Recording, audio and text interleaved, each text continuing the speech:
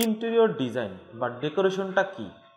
মূলত একটা বাড়িকে বা একটা বাড়ির মধ্যে তার রুমগুলো আমরা কীভাবে সাজাবো, তার ক্যাবিনেটগুলো কোথায় হবে, আসবাবপত্রগুলো আমরা কোথায় ব্যবহার করব, ঠিক দেখা যাচ্ছে লাইটিং কীরকম হবে, তার গৃহসজ্জা কীরকম হবে, এই জিনিসগুলোর জন্যই মূলত দেখা যাচ্ছে আমরা বিভিন্ন ধরনের জিনিসপত্র ব্যবহার করে ঘরের মধ্যে ডেকোরেশন করি বা সৌন্দর্য বৃদ্ধি করি।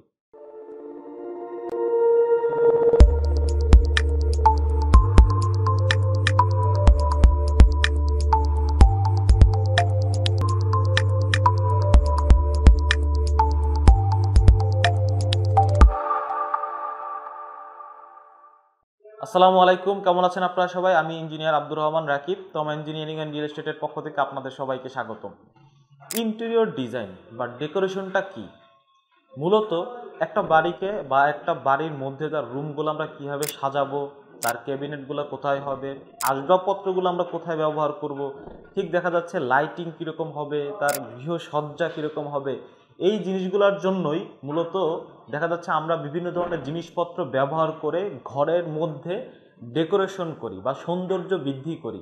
হ্যাঁ, তো এই সৌন্দর্য বৃদ্ধি করলে কি হয়, আমাদের জায়গা কিন্তু সংকুলান হয়ে যায়, বা দেখা যাচ্ছে সংকুলান বলতে কি, যে আমাদের জায়গাগুলো কিন্তু মোটামুটিভাবে সুন্দরভাবে ব্যবহার্য হয়ে যায়। দেখা যাচ্ছে কিছু কিছু জায়গা আমরা ব্যবহার করতে পারি না, কিন্তু সেটাও আমরা ব্যবহার করতে পারি ইন্টেরিয়র ডিজাইনটা যদি সুন্দরভাবে করে থাকি। তো মূলত এই সব জিনিসগুলো নিয়েই বা ডেকোরেশনগুলো নিয়েই মূলত হয় কি ইন্টেরিয়র ডিজাইন, যেটা খুবই গুরুত্বপূর্ণ একটা বিষয়। একটা বাড়ির কনস্ট্রাকশনের পর থাকা ব্যবহারযোগ্য করা পর্যন্ত এটা কিন্তু খুবই গুরুত্বপূর্ণ বিষয়।